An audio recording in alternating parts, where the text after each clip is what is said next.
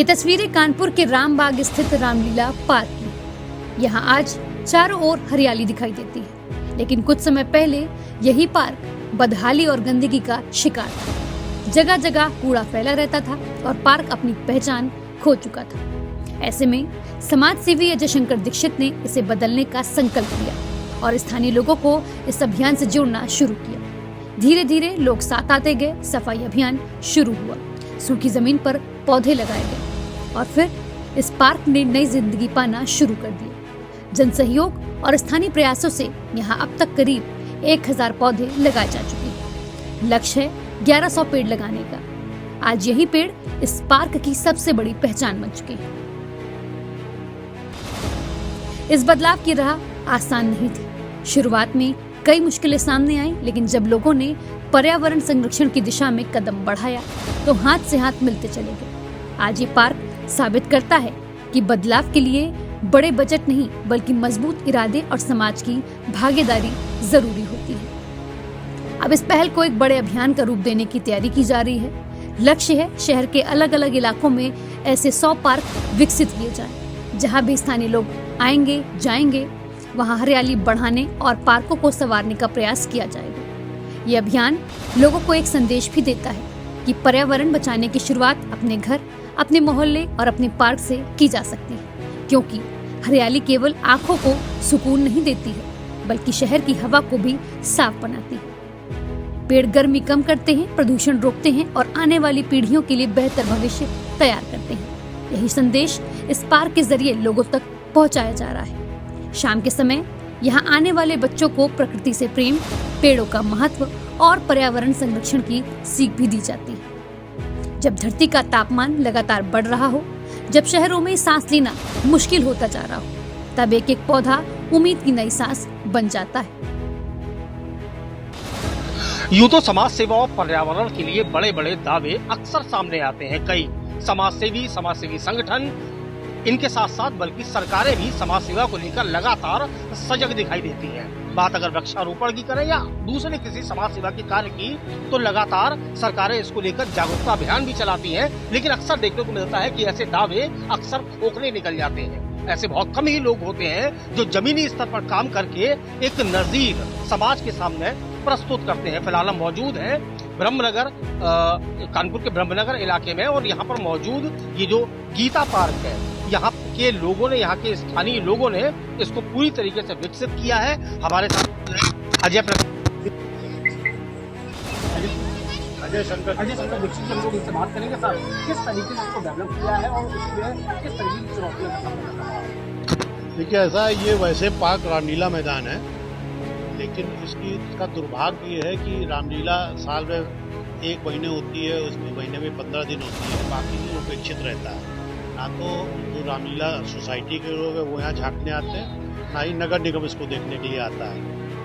और मैं पंडित दीनदयाल विद्यालय का पढ़ा हुआ हूँ। उनके पूर्व छात्रों की संस्था युग भारती है, जो शिक्षा, स्वास्थ्य और स्वावलंबन और सुरक्षा पे काम करती है। तो हम लोगों के ही एक साथी है जिन्होंने पूना में फोर्टिस की फाउंडेशन के नाम से एक संस्था चलाई है, जिसमें उन्होंने एक गंजे पहाड़ को हरा भरा कर दिया है उन्होंने। तो मुझे पूना जाने का मौका मिला, मैंने देखा, मैंने भी वहाँ 11 पेड़ लगाए वहाँ पे। उनका मानना है कि एक व्यक्ति पूरे जीवन में जितनी कार्बन डाइऑक्साइड छोड़ता है, वो 14 पेड़ उसको ऑक्सीजन में बदलते हैं। तो हमको कम से कम अपने आने वाली पीढ़ी में एक व्यक्ति के लिए अपनी ऑक्सीजन छोड़ के जानी चाहिए, तो 14 पेड़ लगाने चाहिए। इसीलिए उसका नाम लगा फोर्टिस की फाउंडेशन।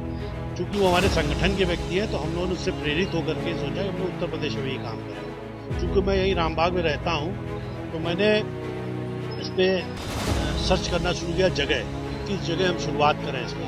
क्योंकि समस्या ये है कि आपको पेड़ बच्चे की तरह है, आप उसको लगाओगे तो उसको देखना भी पड़ेगा आपको। तो ये नज़दीक का पार्क था, तो हम लोगों का यहाँ हम करते हैं। यहाँ जब आए तो स्थिति होगी कि जिस स्थान पे आप खड़े हुए हैं, ये बहुत बढ़िया बाजार है, बगल में शीशाऊ बाजार में एक भी मूत्रालय नहीं है। तो जितने कर्मचारी हैं वहाँ के बाजार के, सैकड़ों हजारों हैं, वो यहीं पे लघुशंका करने के लिए आते थे।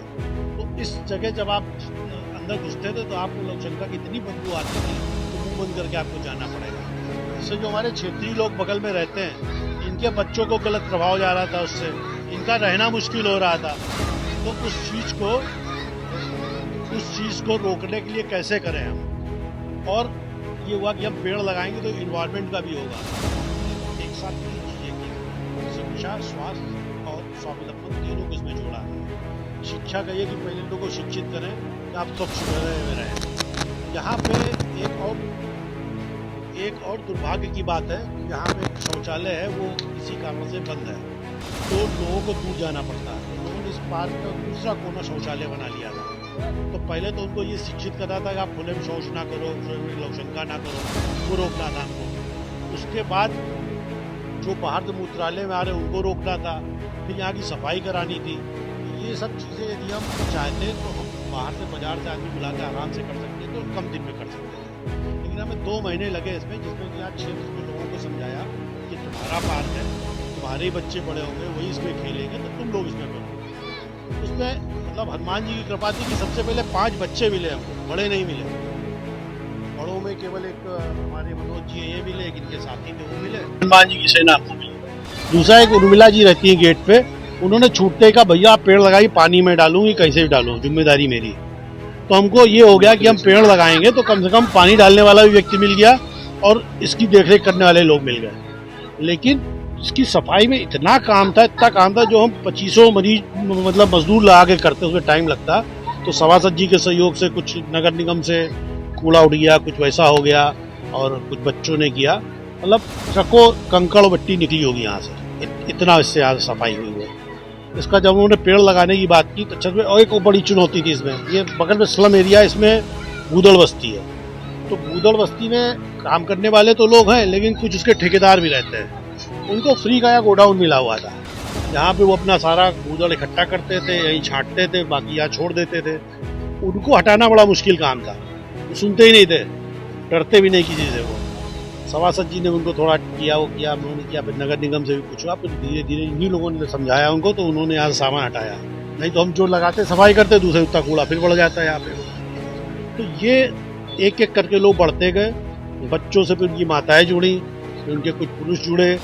फिर हमारे यहाँ एक अच्छी बात है भाई, लाइन पटरी पे मिस्त्री भी है, मजदूर भी है, प्लम्बर भी है, सारे लोग हैं, शटरिंग वाले भी सब हैं। तो फिर हमने उनको आह्वान किया, तो हमने उनको मटेरियल दिया, काम उन्होंने किया। तो ये जो पेड़ आपको कुछ लगे दिख रहे हैं, इनके चबूतरे जो हैं उन्होंने बना के दिए, जेसीबी से टूट था उसको बना के दिया।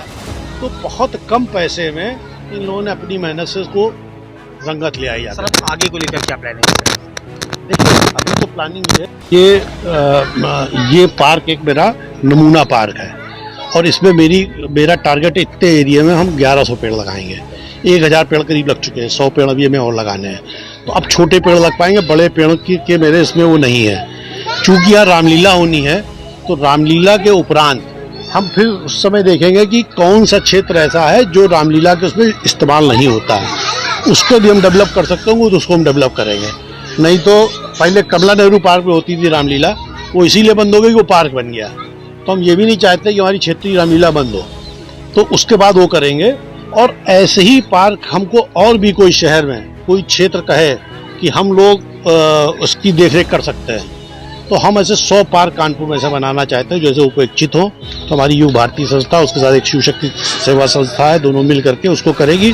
उसमें हमें पौधों के लिए, खाद के लिए, किसी चीज़ के लिए कोई सहयोग नहीं चाहिए, वो सब हमारी टीम वो सब वो करेगी। वो नगर निगम और वहाँ के क्षेत्रीय पार्षद से चाहिए कि वहाँ पानी की व्यवस्था हो, सुरक्षा की व्यवस्था हो, तो वो हमको जहाँ से मिलेगा वहाँ हम उसको करके दिखाएंगे। तो आपके साथ साथ कई क्षेत्रीय लोगों का भी इसमें सहयोग रहा है, होगा रहा। कुछ हमारे साथ यहाँ मौजूदा पार्षद, क्या नाम है सर आप? आलोक पांडे। आलोक जी, इतना अच्छा पार्क डेवलप किया है एक अच्छी सोच के साथ, किस तरीके की चुनौतियाँ आई, क्या कुछ परेशानी आई, आगे की क्या सोच? देखिए हमारा जो गीता पार्क है, ये नगर निगम की लापरवाही के कारण दुर्दशा का भेद चढ़ा हुआ था, क्योंकि 20 साल से हम देख रहे थे यहाँ पे इतनी अव्यवस्थाएं थी। मैं अभी जब 3 साल पहले पार्षद बना, यहाँ पे हम लोग खड़े हैं, यहाँ पे पेशाब, लैट्रिन, मतलब बहुत दुर्दशा थी।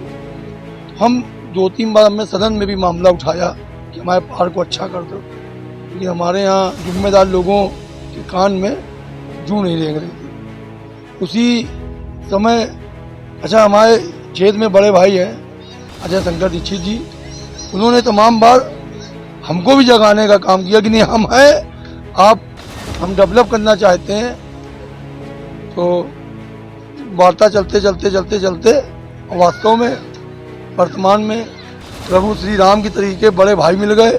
श्री अजय शंकर दीक्षित जी हमें का लक्ष्मण बन के हम भी काम करेंगे। और जिस बस्तियों को लोग बदनाम करते थे कि यही लोग सब खराब करते हैं, देखिए सब आपके सामने माताएं बहनें बैठी हुई हैं, वास्तव में सबने अपने पसीने से देखिए कितना बिल्कुल चमन जैसा लग रहा है, ऐसा नहीं है। आप लोग अधिकारी भी हमारे नगर निगम, अरे वो बस्ती है वहाँ कुछ करना क्या नहीं चाहते हैं। जब उनके बीच में हम लोग गए, आप भावनाओं से जब खिलवाड़ करेंगे किसी के साथ तो कोई आपका सहयोग नहीं करेगा। जब आप सहयोग की अपेक्षा करेंगे, उनको आप बराबरी का दर्जा देंगे, आप सहयोग की भावना मांगेंगे, आप भेदभाव को दूर करके बात करेंगे, तो ऐसा नहीं है। सब लोग आपके साथ कदम पे कदम मिला के चलने को तैयार है। वहाँ देखिए मनोज मेरा भाई है, सब बच्चे देखिए कितना चमन है। और मैं अभी भी आपके चैनल के माध्यम से अपने नगर निगम के जिम्मेदार लोगों से ये कहना चाहता हूँ कि अभी भी जाग जाए, कम से कम इन सब व्यवस्थाओं को देख। युग भारती हमारी संस्था, मैं हृदय से उनका अभिनंदन करता हूँ। क्षेत्रीय पार्षद होने के नाते वंदन करता हूँ। वास्तव में कहीं ना कहीं हमारे यहाँ पंडित दीनदयाल स्कूल और बीएनएसडी शिक्षा निकेतन ओमकारेश्वर स्कूल ऐसे नहीं, यहाँ बच्चों को जो पढ़ाने भेजते यहाँ संस्कार डेवलप होते हैं। कहीं ना कहीं उन्हीं संस्कारों की उत्पत्ति है जो यहाँ पे वहीं के छात्र अजय शंकर भैया भी वहीं से निकल के आए।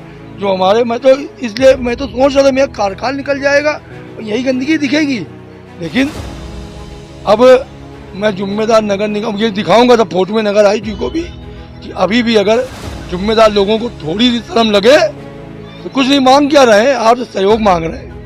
सुरक्षा मैंने थानेदार से भी 2-3 बार कहा है, रात में भी टहलती है सुरक्षा। मैं तो पूरी तरह से युग भारती के हर काम में, क्योंकि रचनात्मक कार्य मैंने भांप लिया। हम जब मेरा संपर्क हुआ तो वास्तव में ऐसे कम लोग होते हैं, ऐसे ही अगर हर जगह हो जाए तो वास्तव में इतना बढ़िया विकास पूरे शहर में हो जाए, तो हम इनको जगाने का काम नगर निगम में भी करेंगे।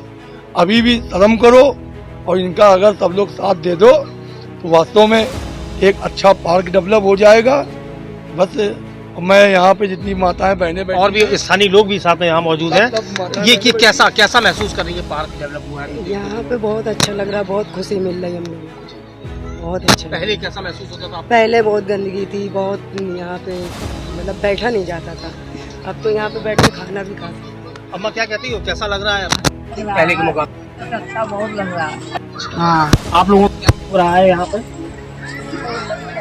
ये पानी का अच्छा, आप ही सेवा अगर इंसान कोई भी जिम्मेदारी उठाता है तो एक बड़ी नजीर यहाँ पर रामबाग के गीता पार्क में देखने को मिली है, जहाँ पर स्थानीय लोगों से मौजूदा पार्षद शंकर जी इन सबके द्वारा जो ये पार्क यहाँ पर डेवलप किया गया है, निश्चित नगर निगम के जो जिम्मेदार अधिकारी हैं, जिम्मेदार लोग हैं, उनके लिए एक नजीर प्रस्तुत की गई है। बिना किसी सपोर्ट के, बिना किसी सहारे के जिस तरीके से स्थानीय लोगों ने इसको आगे बढ़ाया है, इसको डेवलप किया है, इसको विकसित किया है, तो कहीं ना कहीं से पूरे शहर के लिए एक नजीर है। और इतना ही नहीं, इसका आगे भी अगर ड्रीम्स की बात की जाए, सपनों की बात की जाए, तो अजय शंकर दीक्षित जी साफ तौर पर कह रहे हैं कि पूरे शहर में अगर किसी को भी आवश्यकता है, जरूरत है, तो वो इनसे संपर्क कर सकता है, क्योंकि इनका आने वाले समय का लक्ष्य इस तरह के पूरे शहर में, कानपुर शहर में 100 पार्क डेवलप करने का है।